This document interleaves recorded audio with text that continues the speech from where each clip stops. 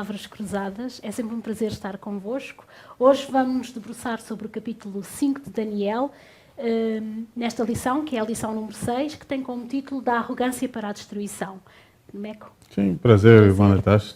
Estamos juntos aqui, mais um programa para Cruzadas. São lições da Bíblia, lições da Escola Sabatina. Como disse bem, estamos a tratar da arrogância para a destruição.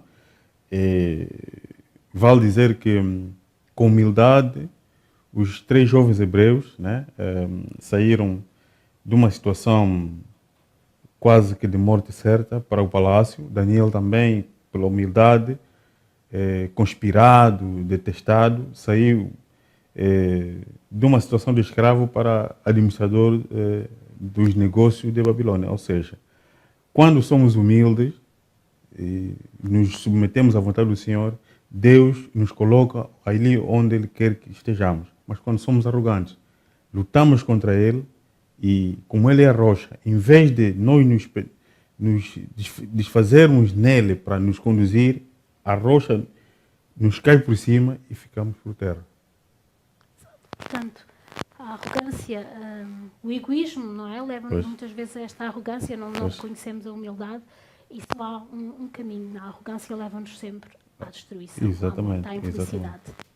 E é isso que nós vamos ver ao longo deste capítulo, não é? Pois, na figura do rei Belsazar, não é? Belsazar, filho, tanto é da família real, filho de Nabonido, no caso, neto de Nabucodonosor, que estava a reinar no lugar de seu pai, porque Nabonido preferiu fazer outras coisas, não ter o domínio como tal. Então, ele, quando Nabucodonosor deixou o poder, acreditamos que pela morte, porque normalmente nas realezas o poder só se deixa por via da morte. São casos raros em que haja... Praticam, não é? Exatamente. Então subiu lá o neto e o neto fez das suas. É o que vamos ver aqui, né? Fez da governação do reino de Babilônia uma coisa toda sua, com sua própria vontade, arrogante. Nem aprendeu o mínimo das lições que o seu avô passou com... Curiosamente, ele vivenciou. Exatamente, porque... Sim, não é uma história que lhe tenha contado. Não, ele exatamente. teve a oportunidade de viver na primeira pessoa exatamente. O que aconteceu com o seu avô. Exatamente. Mas mesmo assim, preferiu escolher os seus próprios caminhos. Eu tenho dito que o inimigo, né, de Deus e do seu povo, que é Satanás, no início da sua alimentação aos humanos com o pecado, faz festinhas como se fazem os cães. Mas quando ele nota que a pessoa já entrou muito nessa festinha e não tem, se calhar, como sair, ou não vai poder sair, ele sai e fica do outro lado do rio. E ali pode ser o fim. E nós vamos ver também ao longo desta lição que, de facto, mais uma vez torna-se evidente que é Deus quem dirige tudo, não é? Exatamente. Está tudo, independentemente das surpresas que possam haver pelo caminho, independentemente das escolhas, porque nós temos o nosso livre-arbítrio e continuamos a fazer as nossas escolhas, independentemente de tudo o que possa acontecer, sabemos que Deus continua ao leme, e nas nações assim é também, e temos visto isso ao longo destas lições, não é? Com o sonho de Nabucodonosor, vemos precisamente que Deus sabe exatamente o destino de cada nação, Deus sabe exatamente o que é que se vai suceder. E isto não significa que tenha que ser assim, significa que Deus sabe quais são as escolhas que nós vamos fazer, portanto, por isso é que Ele sabe como é que vai ser e que vai ser assim. Portanto, às vezes pode surgir a dúvida de que isto vai ser assim porque está predestinado, porque Deus predestinou que as coisas fossem assim. E não é exatamente correto pensar assim. Nós é que fazemos as nossas escolhas. E aquilo que acontece é que Deus, desde o início, que sabe que escolhas é que são essas. Exato. Portanto, eu acredito que existem vários cenários e que Deus está preparado para todos os cenários que possam ocorrer. Mas Ele, na sua sabedoria, sabe exatamente aquilo que nós vamos escolher. No último segundo nós podemos mudar de ideias, mas Deus está mais à frente e sabe isso. Pois, é verdade. E por isso é que... Pois. E por isso é que vemos que, de facto, Ele está ao controle de tudo. Sim. E apesar dos pesares e apesar daquilo que a humanidade possa fazer em contrário e que Satanás possa fazer em contrário, o destino é só um e o desenrolar da história é só um, conforme está profetizado. Sim, Irmã Natasha disse muito bem. Deus controla tudo, Deus conhece o fim desde o princípio, Deus conhece tão bem o futuro quanto o passado, Deus é atemporal e o verso áureo diz tudo, né? É Deus que conhece, que muda o tempo, as estações, remove reis, estabelece reis. Portanto, ele não interfere nas nossas escolhas, mas ele tem o controle de toda a história dos homens e de tudo. Portanto, afastar-se dessa realidade é cavar o próprio nosso buraco e disse muito bem, né? Deus não nos tem como robôs, né? É aqui, é por ali. Ele espera que cada um de nós o adore, o conheça, seja na prática seu amigo, mas se nos esquivarmos disso, ele que conhece tudo, sabe que nos afastando desse caminho é uma ruína. Andando com ele é sempre uma bênção e todos nós, desde Adão e tantos antepassados que já morreram e descansam no Senhor, estamos à espera que Jesus volte para nos salvar. Amém. Então, Deus está no controle de tudo e o Belsazar, que sabia tão bem, como nós já dissemos, o que aconteceu, Ou deveria saber. ou deveria saber, ou se calhar terá ignorado, ele fez 3 coisas.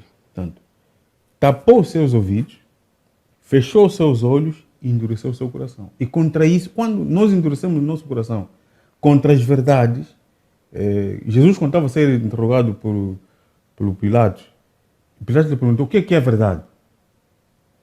Antes, Jesus já tinha dito, o seu caminho é a verdade e a vida. Portanto, quando nós endurecemos o nosso coração contra a verdade, é um fracasso, é uma destruição total.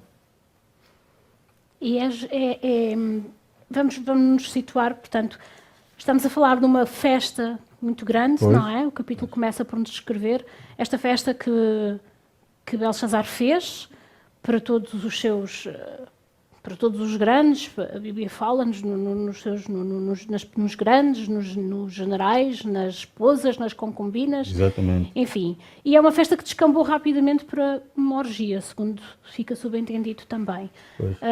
Portanto, podemos imaginar todo o tipo de situações que se podiam estar a ocorrer neste tipo de festa. É uma festa, mais uma vez, para engrandecer um homem. E Belsazar, na sua, vou dizer, estupidez, chegou ao ponto de ir buscar os vasos. Vamos só aqui recordar um bocadinho. Portanto, Nabucodonosor, quando invadiu Jerusalém, tirou os vasos... Já foi a terceira leva, no caso, sim. Tirou os vasos que estavam templo no do templo, Senhor, portanto eram vasos que eram utilizados, vasos de ouro que eram utilizados para o serviço Do santuário. do santuário, portanto eram considerados sagrados, Exato. ou seja, postos à parte, não serviam para mais nada. Exato. E apesar de ele os ter retirado de lá, ele levou-os para o seu templo. Sim, para o que templo nos de semideuses. O que nos dá a entender, de certa forma, que apesar de ele ter profanado o santuário, ele reconhecia que aqueles objetos eram pelo menos objetos sagrados. respeitou, né? Respeitou. Ele compreendeu que aqueles objetos eram sagrados. Sagrados, E daí ele ter colocado também no seu templo, não é? Exatamente. E agora Mas- vemos que o seu neto, Infelizmente, fez o pior. Passou por cima disso. Como disse muito bem, a festa era tão grande, estava a envolver mais de 1000, estavam convidados mais de 1000 mais pessoas de- e tinha tudo, de diversão para a vida palestiana dessa terra, enfim, aos olhos do inimigo.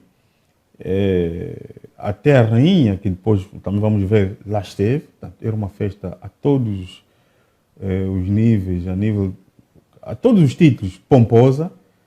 E o que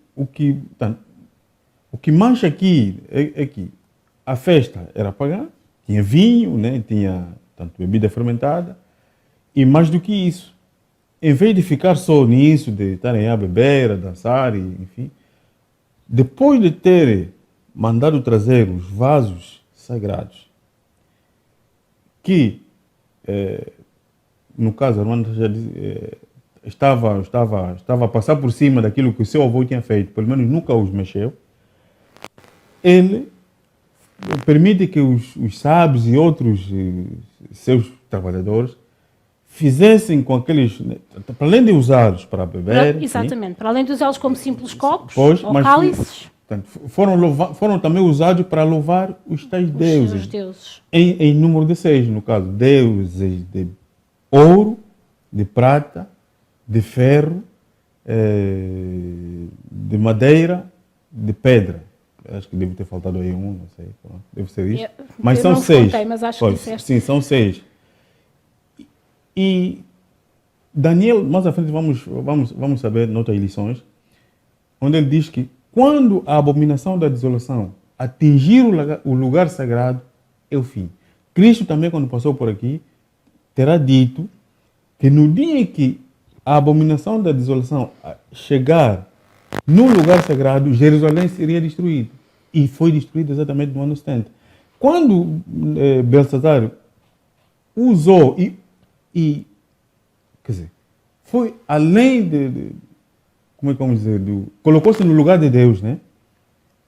Aí foi a sentença, ou seja, ele fez transbordar a ira, exatamente, fez transbordar, Atingiu o limite. exato, fez transbordar o copo da ira do Senhor que se eu tinha que entornar, infelizmente. E é engraçado, porque a arrogância dele não se nota só. Portanto, isto é um ato de uma arrogância suprema. Pois. Mas não é só este o ato de arrogância suprema que ele fez. Não nos vamos esquecer que a cidade estava sitiada. Pois. Mas os exércitos medo-persas estavam a sitiar a cidade. E mais uma vez, na sua arrogância, porque nós sabemos que era uma cidade que estava protegida pelo rio Eufrates, portanto, e para além do rio Eufrates, que era uma barreira natural, tinha muralhas enormes, completamente impossíveis de transpor. Naquela época, com toda a logística que existia. Sim, com a técnica de construção daquela altura, né? Mas eram muros. Com a tecnologia bélica que existia exatamente. naquela altura, era impossível.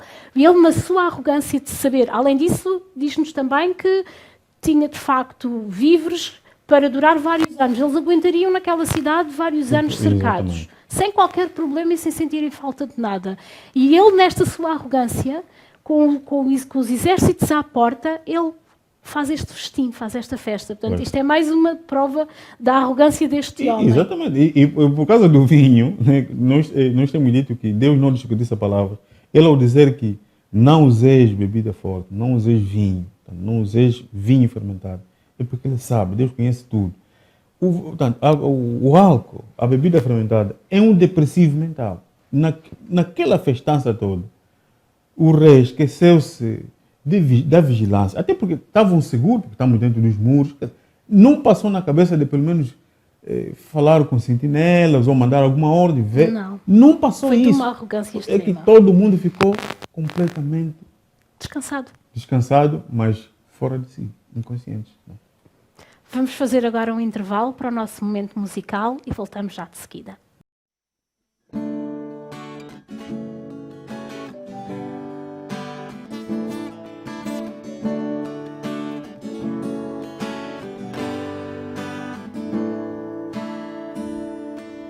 De manhã ao acordar, olhas no espelho o teu corpo sempre a mudar.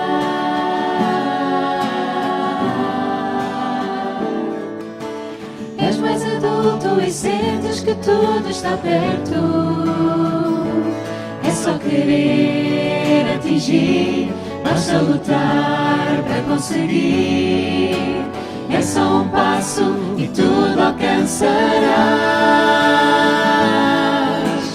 A decisão é tua, a decisão é tua, a decisão é tua. Deves decidir. A decisão é tua, a decisão é tua, a decisão é tua. Deves decidir.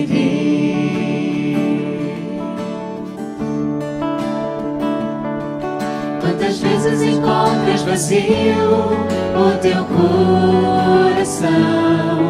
Quantas vezes os sonhos mais lindos não passam de ilusão? E o teu mundo tão colorido perdeu cor, não faz sentido. Sentes raiva, ninguém te entendeu.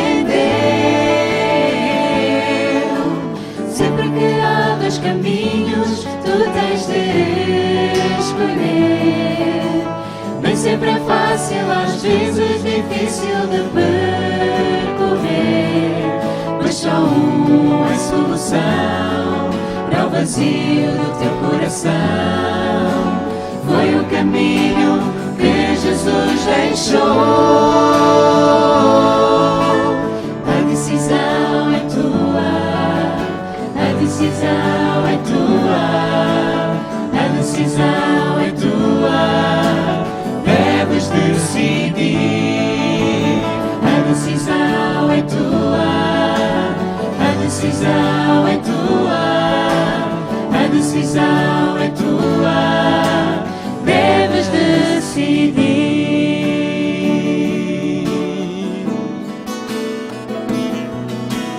A decisão é tua, a decisão é tua, a decisão é tua. Deves decidir. A decisão é tua, a decisão é tua, a decisão é tua. Deves decidir.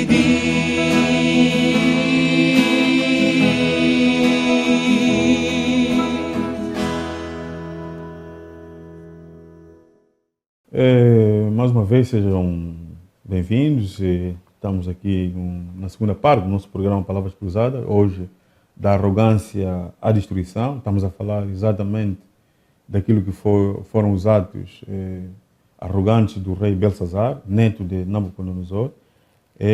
Terminamos a primeira parte antes de ouvirmos a bela música. Esperamos até que tenham gostado.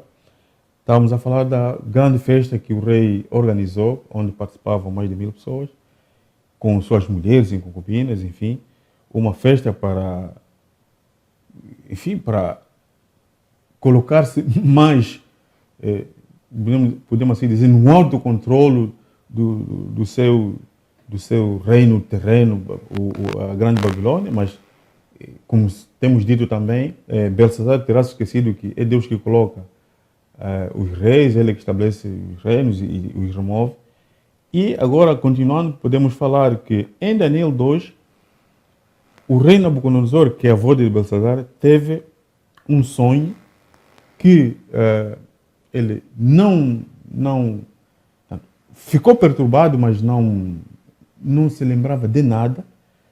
E em Daniel 5 há a presença indesejável naquela festa, naquela desorientação mental, podemos assim dizer. Há uma presença indesejável. No momento em que estava todo mundo alegre, enfim, aparece uma mão na parede a escrever. Foi um ato, de facto, sobrenatural, de tal maneira que a Bíblia nos descreve que o rei até perdeu forças e que os joelhos bateram, que é uma imagem clássica do medo, não é? Quando quem está amedrontado, não é? Desorientado, completamente. E de facto foi o que aconteceu. Toda a gente ficou em pânico, ninguém sabia o que é que se tratava, como é que uma mão aparecia a escrever na parede. As palavras que escreveram também, que já vimos que são verbos, vamos ver que são verbos em aramaico, também os deixou desorientados, porque eles não conseguiram compreender o seu significado. E no meio de tudo isto, já para aumentar a sua carga de escolhas estúpidas, desculpem-me usar novamente a expressão, o rei vai chamar quem? Os seus magos, os seus astrólogos e os adivinhadores. Ou seja, está a repetir a história do seu avô. A história do seu avô, que para ele não serviu de nada. Não se conseguiu recordar, espera, isto aconteceu com o meu avô e houve uma solução que foi apresentada. Não. E esta solução veio da pessoa que se calhar menos se esperava. Exatamente. Porque o que a Bíblia nos diz é que a rainha apareceu nesse momento. A rainha não fazia parte da festa. A rainha não estava na festa. Pois. A rainha percebeu-se, provavelmente algum criado terá ocorrido a contar-lhe o que é que se estava a passar, e a rainha, sim, tinha boa memória e lembrava-se da história de Nabucodonosor e da estátua, do seu sonho.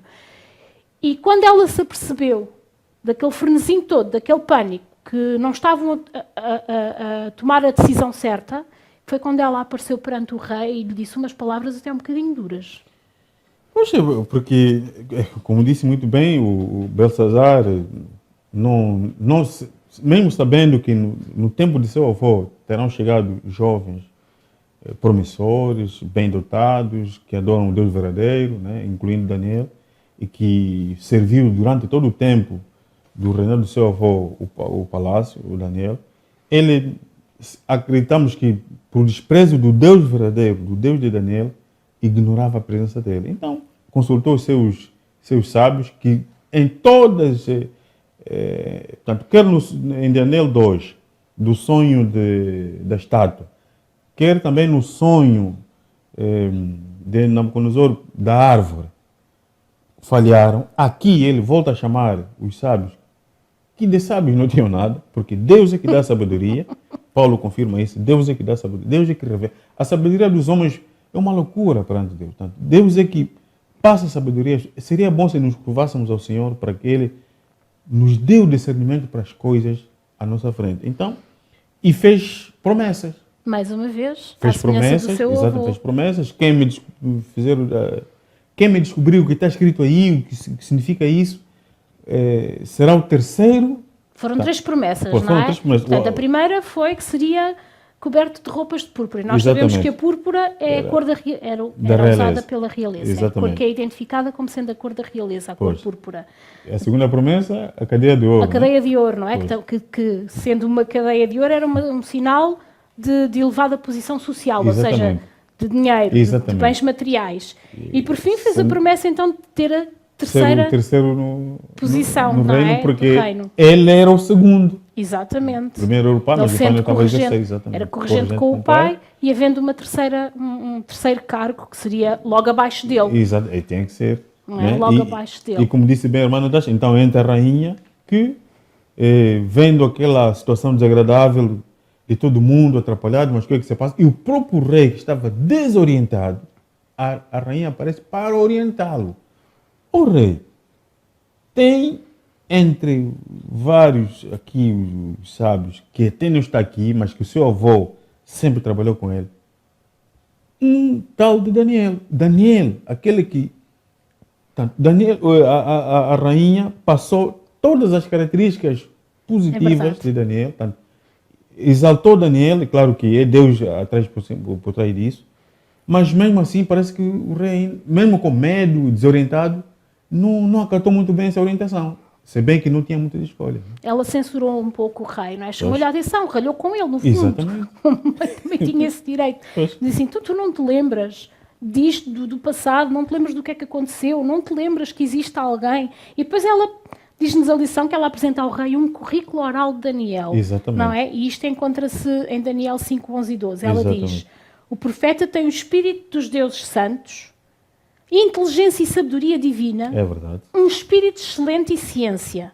É capaz de compreender e de interpretar sonhos, de explicar enigmas e de resolver dúvidas. Era o chefe, fala-nos no passado, era o chefe dos astrólogos, Exato. dos magos, dos caldeus e dos adivinhadores. Portanto, no tempo de Nabucodonosor. Sim. Ela relembra tudo isto a Belshazzar. para que porque não- ele, de facto, estava completamente, como tu disseste muito bem, completamente desorientado. Exatamente. E não era só do excesso de vinho. Estava desorientado porque preferiu esquecer estas lições do passado. Exatamente. Optou por não aprender nada com o passado do seu avô. E para acrescentar, dizer que normalmente os profetas são desprezados na sua própria terra natal, né? E aqui dizer que se calhar havia alguma razão, Daniel estava no estrangeiro, mas pelo tempo de vida e até o cargo que ele exercia, ele já não era uma pessoa estranha, era uma pessoa de casa, podemos assim dizer, uma pessoa que vivia e trabalhava no palácio, era uma pessoa de casa, mas é mesmo, então ali a profecia ou a escrita se faz cumprir que os profetas são sempre desprezados na sua própria terra, infelizmente. Mas quando nós desprezamos os homens de Deus, que é sobre eles que ele dá o conhecimento do que vai acontecer, enfim, os cuidados que devemos ter na vida, quando desprezamos os profetas, estamos a desprezar o próprio Deus. E Infelizmente. a lição ressalva isso. Pois. Não nos vamos esquecer que nesta altura Daniel já teria pelo menos 80 anos. Sim, já estava. 80 anos tinha de certeza, não é? Chegou com 20, mais ou menos, ou 17. E temos aqui duas vertentes. Ou de facto o rei ele já não estaria no ativo, já estaria mais recluso, Sim, mais recolhido, discreto, mais enfim, recolhido. enfim. E nós temos aqui várias razões. Ou o rei pode, de facto, ter querido substituir toda a velha guarda por sangue novo, sim, não é? exato. E Pode ser o ocupar caso, os não sei, cargos por enfim. novas pessoas Pois. e não querer a sabedoria dos mais velhos e daí Exato. ter ignorado Daniel. Pode-se também ter dado o caso dele ter ostensivamente ignorado Daniel Porque ao adora um Deus reconhecer, verdadeiro. porque ao reconhecer estas capacidades de Daniel, ele teria que reconhecer de facto a existência de um único Deus, do Deus verdadeiro. Sim, mas aqui também, irmã, falar um pouco da rainha. Ela realmente passou as qualidades do Daniel e nos curvamos a isso. Mas tem-se dito que saber a verdade é diferente de ver a verdade. Ela, pelo menos a Bíblia não passa que ela pode arrepender-se, ou pelo menos... Sim, não nos dá... Esta é a única informação que a gente Sim, tem da não rainha, sabemos, não é? então. É esta intervenção dela Exatamente, não- a reconhecer Daniel como é o um homem de único, Deus, o enfim. único intérprete Mas possível seria para bom este se mistério. pelo menos ela... Porque também estamos a ver aqui que Deus, ainda assim, sabendo a destruição iminente de Babilônia, estava a trabalhar mesmo com Belsazar. Nosso Deus é tão amoroso, É tão é tão longânimo, compassivo, não é? tão Até à longânimo, última da mas- hora mesmo, até ao último segundo mas ele tenta. o último segundo é sempre nós a decidirmos. Pois. E então, Uhum. o rei fica a saber então que existe esta figura de Daniel, ou é relembrado de Pois. Daniel, E, e vão buscar Daniel. pois, então introduz Daniel lá, E Daniel e o rei promete exatamente as mesmas três coisas que prometeu que lá prometeu aos caldeus sábios, e aos enfim. outros sacerdotes. Exato. Promete a Daniel Mas e Daniel recusa. sim, porque para Daniel as coisas, recusa. assim, as coisas dessa vida são na vida o que Daniel nos quer ensinar, queridos amigos, é que temos que estabelecer prioridades. Sim, temos que estabelecer prioridades. O que é que nós queremos? As coisas dessa vida, as coisas dessa terra, com pecado a se, como é que vamos dizer, a se multiplicar cada vez mais, são cada vez mais efêmeras. E mais, nós não somos autossuficientes, nós não somos dependentes de nós mesmos. Então, estar aqui a preferir promessas passageiras, o que é que isso adianta? E mais, receber recompensa, e ele até, porque Deus já tinha revelado, receber recompensa porque iria morrer o rei. Poucas horas depois, não é? Dizer assim, Por que eu vou ter que fazer festa pela morte do rei e de seus... Enfim, a destruição até do próprio reino. Não. Portanto, a prioridade de Daniel não era isso, por ele recusou. as suas prioridades revelam de facto o seu caráter, não é? Pois, ele apontou, né?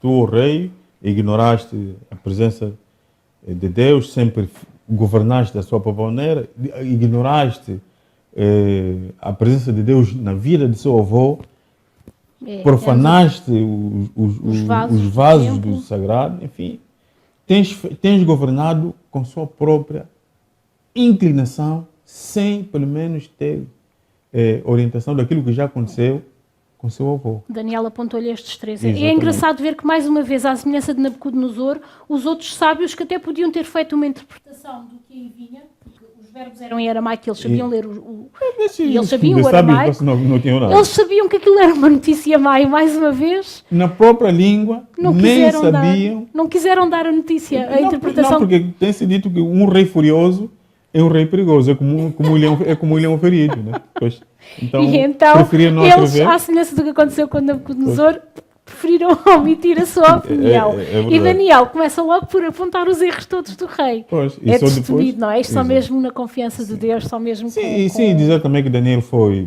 muito ousado, né? Podemos assim dizer, positivamente falando, do ponto de vista espiritual. Não temeu, teve sempre fé, e quando também já no tempo do avô de Belsazar, falou a verdade, preferiu confiar sempre em Deus, tanto como os outros três jovens. Então vamos ver o que é que a mão misteriosa escreveu. Pois. A mão misteriosa escreveu Men, Tekel, Parsim. Pés. Não é? Olha, aqui a versão diz Pés. Pois. A tua versão diz outra coisa, a versão Pois. da Bíblia diz outra coisa. Que é o Mas tipo, mas né? é o mesmo Pesado, significado. pois, exato. Isto são três verbos. Contado, pesado, dividido. Exatamente. Sendo que contado aparece curiosamente duas vezes. Duas vezes. Pois. E Daniel fez o seu trabalho. descodificou a mensagem e deu a mensagem ao rei. Então, o que é que a mensagem dizia? Diz que Mene, né, 2 vezes, contou Deus o teu reino e acabou com ele. Tekel, que é aqui, pesado e achado em falta. É o título da lição de quarta-feira. Pesado foste na balança e foste achado em falta. Peres, ou Perzim, dividido foi o teu reino e deu-se aos medos e persas, que já estavam lá dentro, praticamente, do palácio. Que já estavam. E Babilónia a seguir caiu. Pois, encabeçado mesmo pelo próprio rei Dario, né? Que já tinha ali uma espada na mão e encontrou lá na casa... Pouco depois destas palavras, nos aposentos pouco do depois rei, destas palavras, não é? O rei e a corte Daniel ainda assistiu foram isso. assassinados.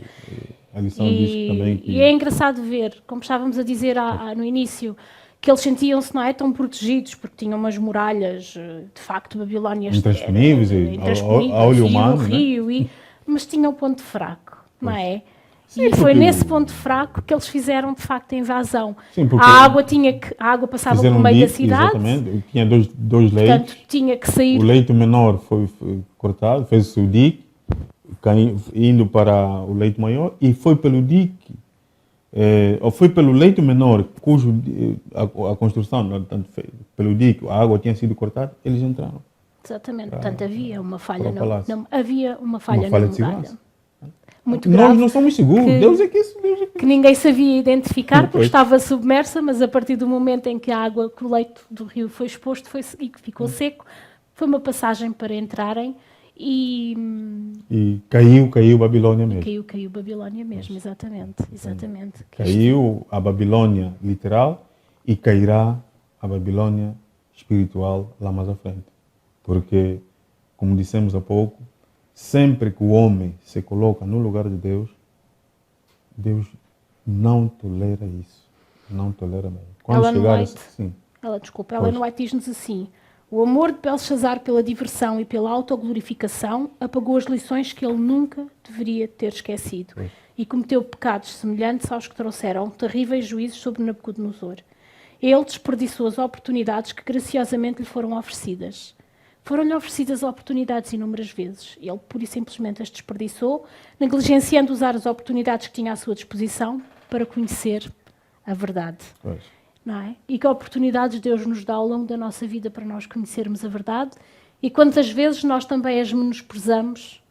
Sim, porque isso aconteceu com o Belshazzar, mas acontece connosco, pode não ser nesses termos, mas a maneira como vamos lidando com a verdade, nós até que conhecemos a verdade, Deus sabe, conhece nosso coração. Portanto, a maneira como nós vamos lidando com a verdade, se for tudo uma questão de falsidade, for uma questão de fachada, o nosso fim também pode ser trágico. Exatamente. E sabemos, eu gostava só de deixar mais uma vez,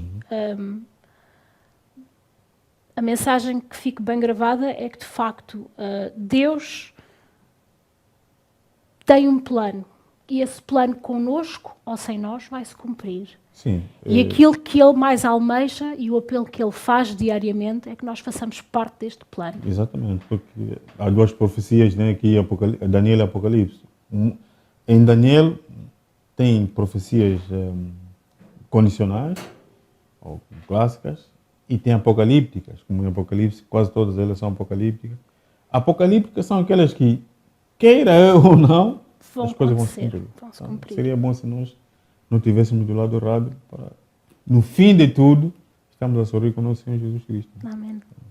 É o nosso desejo. Agradecemos mais uma vez por terem estado connosco. Até à próxima.